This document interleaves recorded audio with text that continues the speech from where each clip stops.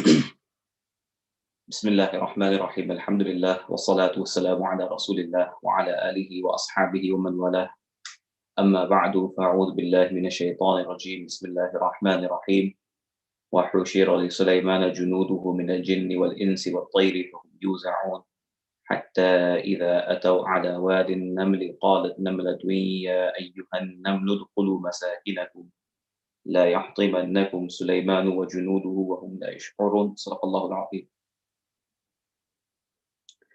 We begin with the story of Sulayman alayhi salatu wasalam, and Allah Ta'ala introduces the story of Sulayman alayhi salatu wasalam's interaction with the queen of Sheba, Saba in Yemen, by mentioning the fadl and the bounty that he had bestowed upon Sulayman and Dawood alayhi salam.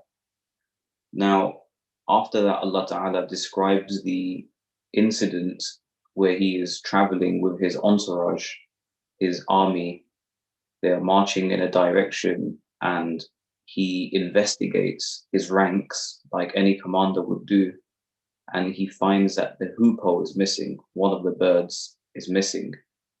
But before Allah Ta'ala comes to this part of the story, he explains one part of the story where Sulayman alayhi salam is marching with his army and they are passing by a valley of ants, and remarkably, one ant speaks to the rest of the ants, and Allah had given Sulayman alayhi salam the ability to understand their speech, and he is able to take a decisive action that protects the ants and saves them and secures them. So there's some very important lessons in that as well. Something as small as an ant, what can we learn from this story? So Allah Ta'ala says, حَتَّى إِذَا أَتَوْا عَلَى وَادِ النَّمْلِ. While they were marching, they came across a valley of ants.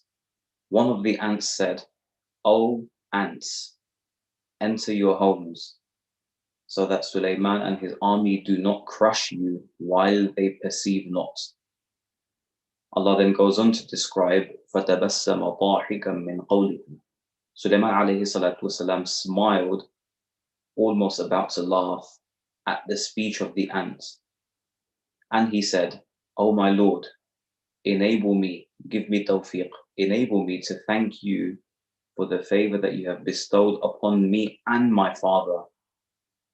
Admit me into your mercy, and وَأَدْخِلْنِي بِرَحْمَتِكَ فِي عِبَادِكَ الصَّالِحِينَ."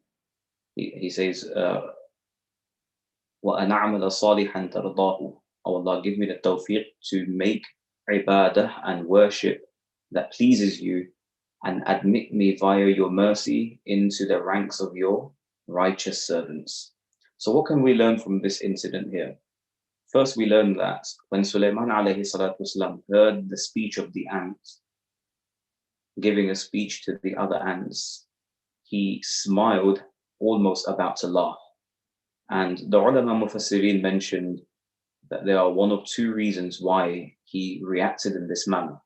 The first one is that he was pleased to hear the ant speak about the army of Sulayman alayhi salatu wasalam in a way that it recognizes that the army is just and they are well behaved, and only because they may not realize they may crush us. So Sulayman alayhi salatu wasalam is very, very happy about this moment, that his army is recognized for their honor, right? So he says, amused at the fact that the statement, while they perceive not, proves that she was aware of Sulayman alayhi salam's mercy and virtue, that they would not crush or march upon people unnecessarily. So this was understood from the speech of the ant, therefore Sulayman alayhi salam smiled. Now the next reason is that Sulayman alayhi salam is smiling as a matter of appreciation to Allah Azza wa Jal for giving him the ability to understand the speech of the ants. So as a sign of his pleasure at Allah Ta'ala's gift, he is smiling. So these are two reasons why he may have smiled. Both of them are valid reasons, Then Sulaiman alayhi salatu wasalam makes a dua instantly. And what we learn from this is some remarkable things. First, he says, Ya Allah, give me enablement, tawfiq, energy, strength, that I thank you for the favors that you bestowed upon me and upon my father. Now he's recognizing Allah's favor upon his father as well. He's not just recognizing Allah's favor upon him, he's recognizing Allah's favor upon his father. And that's because Allah favoring the father is directly favoring the children too, because it's an honor to be attributed towards an honorable father. It's an honor to be attributed towards a father of merit, a father that has good traits and good qualities. It's a matter of reputation. So he is thanking Allah subhanahu wa ta'ala in this verse by asking Allah to increase his ability to make shukr for the favors that Allah has bestowed upon his father and upon himself. And then he says, Oh Allah, admit me by your mercy in the ranks of your righteous servants. Here there is a recognition that everything we perform and do is by the tawfiq and divine enablement of Allah Ta'ala. And that even our entry into the rank of the righteous or our entry into Jannah would be by the fadl and the bounty of Allah Subhanahu wa Ta'ala. And this is also in accordance to the hadith of Nabi Sallallahu Alaihi Wasallam, that initial admittance and admission and entry into paradise would be due to the fadl of Allah Subhanahu wa Ta'ala. And thereafter we will climb the ranks within Jannah in accordance to our acts of virtue and good deeds that we perform in this worldly life. The Sahaba Kiram radiallahu anhum said, Oh Rasulullah, even you, will your entry into paradise also be due to the bounty of Allah Azza wa Jalla? He said, إِلَّا أَن يَتَغَمَّدَنِيَ اللَّهُ بِفَضْلٍ مِّنْهُ. I cannot enter paradise unless Allah subhanahu wa ta'ala shrouds me and completely covers me with his bounty and his rahmah and his mercy. So there is a lot of humility in Sulaiman alayhi salatu wasalam's dua. There is a lot of simplicity where he is recognizing that every ni'mah he has in his life, every favor he has, is a result of Allah subhanahu wa ta'ala's divine enablement. And that he is asking Allah, despite Allah bestowing favors upon him, and some of the greatest favors such as kingdom and prophethood being the greatest, that Ya Allah, I cannot do anything on my own unless you admit me into those ranks. So this is also a very beautiful dua, and it's a recognition of humility and simplicity. What we should always do is if Allah subhanahu wa ta'ala has selected us for the work of his deen, we should always thank him for that. That is also a tawfiq from Allah subhanahu wa ta'ala. Whether you're an imam, whether you are in the shura, whether you are serving the community in any capacity, we should never count that as a favor upon the people. We should always view that as Allah subhanahu wa ta'ala's selection for us. Allah ta'ala selected us for his work. Allah ta'ala used us and utilized us for his work. Therefore, we are able to serve his deen. That is why we should always seek our ajr and our reward from Allah Azza wa Jal and not from the people. Not from the people. Now, this is a different discussion about people who are employed in full-time capacity to serve the community's Islamic needs, how they should be compensated and not. That is a completely different matter, because a person has dedicated their entire life and committed their entire life to the benefit of the community and leading them and guiding them in their religious affairs. However, at the end of the day, even if a person is receiving a wage for their full-time work or for their efforts and their time, ultimately they seek ajr from Allah Azza wa Jal. Ultimately they seek reward from Allah, and they should never count their work and their concern for the community as a favor upon the community. This is a very incorrect way of viewing it. What else can we learn from the statement of the ants? It's very, very ajib how even an ant can show us something very, very important in our lives. What we see from this one ant was worry and concern for all of the other ants. And this one ant was not even the leader of the entire community, rather just a member of the community of ants. And out of sincere concern and genuine well-wishing, wanting good for others, wanting good for the other ants, she called them towards their safety. What we learn from this is that we should always be concerned for the well-being of our brothers and sisters. And if we are concerned about their physical well-being and the well-being that is related to their worldly life and their existence and survival in this dunya, we should be more so concerned about their well-being, their their their um their existence and their happiness and their bliss in the akhirah, which is eternal and everlasting. Where if a person has to endure some pain in this dunyawi life, if they are on the correct path of understanding and faith, they shall secure salvation in the hereafter anyway. So we should be concerned about people's worldly well-being and their worldly existence, their health, their security, their food, and their drink. That should be a concern in every single believer's heart. However, the concern for their akhirah should be greater than that. Nabi sallallahu alayhi wasallam was concerned about the akhirah of the people. He would stand in prayer and he would seek from Allah subhanahu wa ta'ala to secure the people from the fire of hell. And he would weep for them and he would say, my ummah, my ummah. And that same pain that he had for the ummah will show on the day of judgment. In the hadith of Shafa'ah, Nabi sallallahu alayhi wasallam mentions that all of the prophets will be approached by mankind to intercede on their behalf, and each one of them will present an excuse.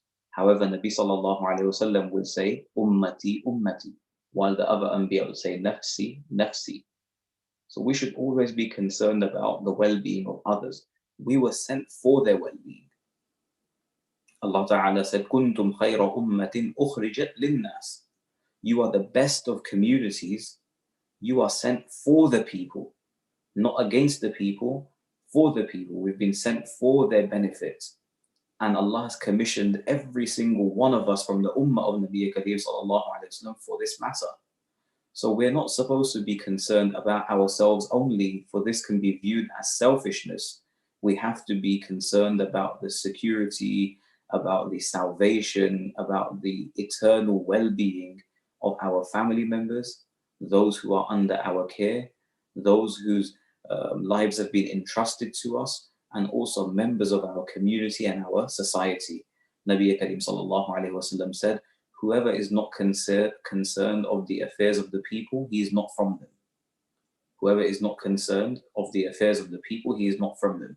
See, this ant could have secured its own safety by going and hiding in a specific area, a specific hole, or somewhere where it could not be crushed by the army of Sulayman alayhi salatu wasalam. However, what happens here is that the ant is warning all the other ants, taking the matter upon itself, making it a responsibility and a burden on its own shoulders to teach the people, to guide the people, to save them and to secure them. It reminds me of that hadith of Nabi Kareem sallallahu alayhi wa sallam, and it's an authentic hadith in which Allah Ta'ala had commanded an angel to go and destroy a nation that had become rebellious and extremely disobedient to Allah subhanahu wa ta'ala. When the angel arrived in that town to carry out the command of Allah, he noticed an individual that was in the worship of Allah, and he decided, let me tell Allah Ta'ala, and Allah of course knows better, but let me tell Allah Ta'ala that there is a person here who is in your worship. How can I destroy them while he is in your worship? So he goes to Allah Ta'ala and he says, Ya Allah, how can I destroy this community and this group of people when there is one of your servants there who has not disobeyed you even to the extent of a blink of an eye? He has not disobeyed you even that much. La ya'sika tarfata ayn. So how can I destroy them? Allah Ta'ala says, go back, lift that community from the ground and crush them on the head of this individual. For he is in the worship of Allah, but he's not concerned about the well-being of the rest of society. Which also shows us that we are meant to live among the people and we are meant to work towards attracting benefit to them and removing hardship and harm from them. So this is an important principle that we learn from the story of the ants. Now we move on in the story. وتفقد الطير فقال ما لي لا أرى الهدهد أم كان من الغائبين لأعذبنه عذابا شديدا أو لأذبحنه أو ليأتيني بسلطان مبين. Sulayman alayhi salatu wasalam inspects his ranks. Now, any commander of an army will check the ranks and see who is there, who is not, what power he has with him, what skills are available to him, so he is able to march accordingly. So he took an attendance of the birds. Why do I not see the hoopoe? This is a specific type of bird. And this specific hoopoe's name was Hudhud. So he says, Allah says, وَتَفَقَّدَ الطَّيْرِ. Sulayman alayhi salam took attendance of the birds and said, why do I not see the hoopoe? Or is he among the absent? Has he left without my permission? أَمْ كَانَ مِنَ الْغَائِبِينَ. Then he decides to announce that I shall punish him severely or slaughter him unless he brings me a very clear authorization and excuse. So the word Allah Ta'ala uses to describe Sulayman alayhi salatu wasalam searching for the hoopoe here is tafaqqud wa tafaqqad at-tayra. Here, this meaning of tafaqqud means that someone's not visible, something is not visible and you're looking for it. So he was checking the ranks and he went among the birds and he found the hoopoe missing. So the birds would also accompany Sulayman alayhi salam during his journeys. We mentioned that Allah had subjugated specific and certain groups and categories of his creation to Sulayman alayhi salam. And the birds would provide a shield for Sulayman alayhi salam with their feathers and wings during the journeys. Now the ulama mentioned that there are two reasons why Sulayman alayhi salam could have been inspecting the ranks. The first one is a very clear meaning, which is that this is in accordance with the common practice of any good commander who is concerned about, or any good leader who is concerned with the affairs of his people. They would be investigating, they would be checking up, they would be ensuring that the people are kept intact, that they are in order, that there is system, there is organization, or to see what their needs are so he can fulfill their needs. So that is one understanding of the ulama why Sulayman alayhi salam was searching in this manner. The second understanding of the ulama is that this specific hoopoe, Hudhud, had the ability to sight water deep into the ground from a distance. Sulayman alayhi salam on the journey is of course approaching a point where they need water, and if the hoopoe is able to identify an area from where they can extract water, he can then instruct the people that dig into the ground to extract water for the rest of the army. So these are two different understandings of why Sulayman alayhi salam might have been searching for the hoopoe. Ibn Kathir rahimahullah says that from among the thousands of hoopoes that may have been present, he was searching for one specific one whose name was Hudhud. And the name is quite clear in the Quran. Now this verse also proves the obligation of the ruler towards his constituency. That every ruler and leader has the ra'iyah, the constituency, their community of people, members of their society, and it's important for the leader to inspect the ranks. It's important that after the compartmentalization of the community into different and specific people that are working for the state into different compartments, such as the compartment for education, for commerce, for trade, for economics, or for health, for al-amr bil ma'ruf wa nahy anil munkar, all these different departments that are absolutely necessary for the functioning of a sound and successful state. It's important that the leader not be engrossed in fulfilling of his ego and nafs and living a life of luxury, but they are fully aware of the conditions of the people, and not just the departments that are working under him, but the actual needs of the people and the common people, the people in the towns and the cities, the people on the outskirts, the Amir, the Wali, the Hakim, the governor, should be aware of the state and the conditions of the people. Sulayman alayhi salam is showing us this when he's taking an inspection of the ranks. So this lesson can be derived from there. May Allah have mercy on Umar ibn Khattab radiallahu anhu, during his khilafah, he would say, and of course we know about Umar radiallahu anhu's khilafah, it was very just, it was very fair, it was very balanced, and he was extremely concerned with the well-being and the affairs of the people. The stories are famous. Umar radiallahu anhu used to say that if a lamb was attacked and eaten by a wolf on the bank of the river Furat, then Umar ibn Khattab will be questioned about it.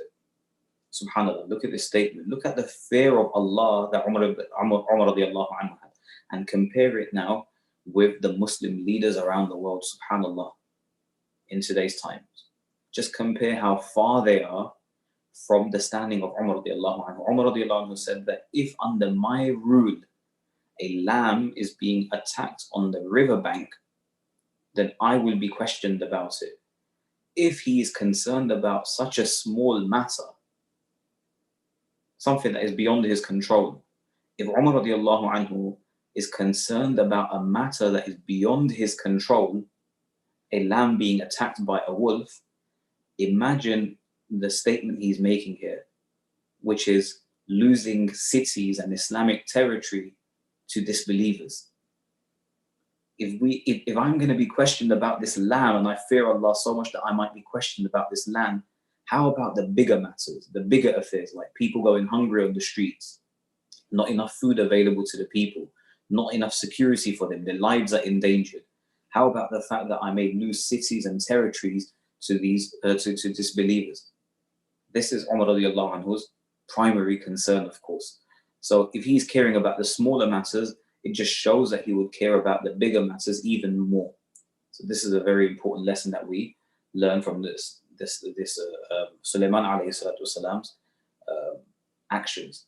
Sulayman alayhi salatu was very firm. When he realized that Hudhud is missing, and it was well known now among the people, because of course when a person is searching for someone, everybody else looks around and sees that the person is absent, they can confirm this person's absence. When it became known that he is absent, Sulayman alayhi salam announces a punishment. لَأُعَذِّبَنَّهُ عَذَابًا شَدِيدًا. He will punish Hudhud greatly, severely, for being absent without leave, or he will slaughter him, sacrifice him, unless he brings a clear authorization.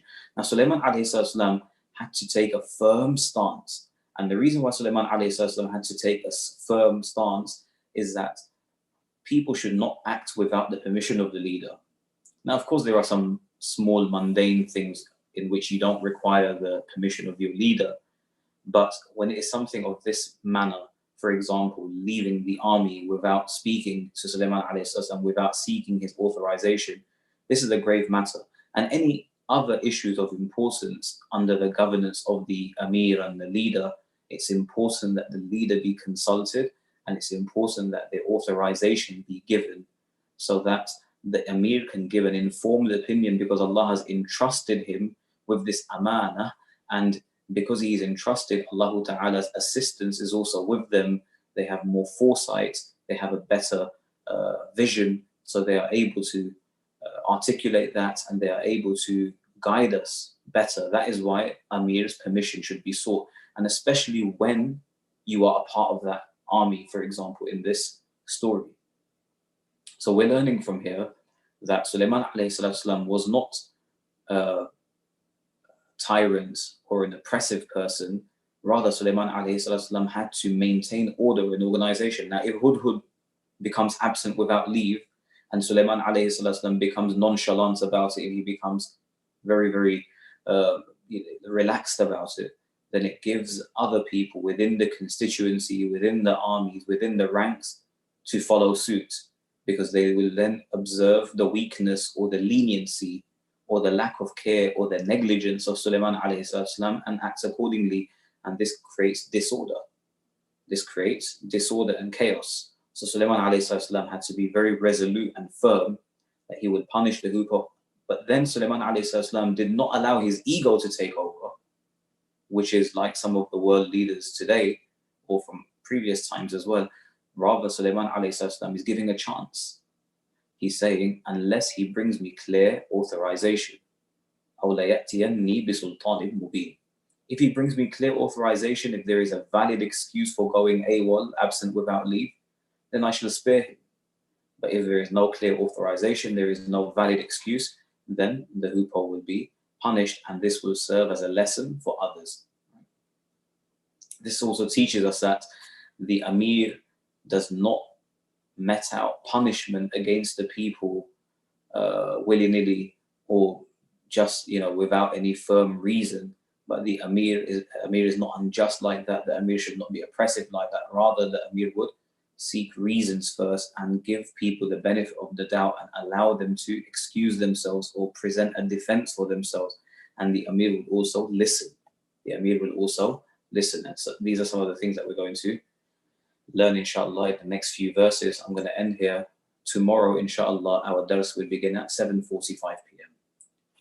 Until now, the dars were beginning at 7:30 p.m., but from tomorrow, our dars will be at 7:45 p.m. And أقول قولي هذا واستغفر الله لي ولكم ولسائر المسلمين فاستغفروه إنه هو الغفور الرحيم. بسم الله الرحمن الرحيم. الحمد لله رب العالمين والصلاة والسلام على أشرف الأنبياء والمرسلين سيدنا محمد وعلى آله وصحبه أجمعين. اللهم صل على محمد وعلى آل محمد كما صليت على إبراهيم وعلى آل إبراهيم إنك حميد مجيد. اللهم بارك على محمد وعلى آل محمد كما باركت على إبراهيم وعلى آل إبراهيم إنك حميد مجيد. ربنا ظلمنا أنفسنا وإن لم تغفر لنا وترحمنا لنكونن من الخاسرين. ربنا آتنا في الدنيا حسنة وفي الآخرة حسنة وقنا عذاب النار. ربنا اصرف عنا عذاب جهنم إن عذابها كان غراما إنها ساءت مستقرا ومقاما. ربنا هب لنا من أزواجنا وذرياتنا قرة أعين واجعلنا للمتقين إماما. اللهم اغفر لنا ولوالدينا ولمشائخنا ولأساتذتنا ولمن جارنا ولمن له حق علينا ولمن أوصانا بالدعاء. اللهم توفنا مسلمين وألحقنا بالشهداء والصالحين غير خزايا ولا ندامى ولا مفتونين. اللهم إنا نسألك من خير ما سألك منه نبيك محمد صلى الله عليه وسلم ونعوذ بك من شر ما استعاذك منه نبيك محمد صلى الله عليه وسلم. وأنت المستعان وعليك البلاغ ولا حول ولا قوة إلا بالله. لا إله إلا الله الحليم الكريم. سبحان الله رب العرش العظيم والحمد لله رب العالمين. نسألك موجبات رحمتك وعزائم مغفرتك والغنيمة من كل بر والسلامة من كل إثم. لا تدع لنا ذنبا إلا غفرته ولا هما إلا فرجته ولا دينا إلا قضيته ولا مريضا إلا شفيته ولا ميتا إلا رحمته ولا حاجة من حوائج الدنيا والآخرة إلا قضيتها ويسرتها يا أرحم الراحمين. اللهم إنا نسألك علما نافعا ورزقا واسعا حلالا طيبا وعملا متقبلا وشفاء من كل داء. اللهم اغفر لنا ذنوبنا ووسع لنا في ديارنا وبارك لنا في أرزاقنا. اللهم إنا نسألك الهدى والتقى والعفاف والغنى. اللهم إنك عفو كريم تحب العفو فاعف عنا. اللهم طهر قلوبنا من النفاق وأعمالنا من الرياء وألسنتنا من الكذب وأعيننا من الخيانة. اللهم إنا نسألك الصحة والعفة والأمانة وحسن الخلق ورضا بالقدر. اللهم إنا نسألك الصحة والعفة والأمانة وحسن الخلق ورضا بالقدر. سبحان ربك رب العزة عما يصفون وسلام على المرسلين والحمد لله رب العالمين برحمتك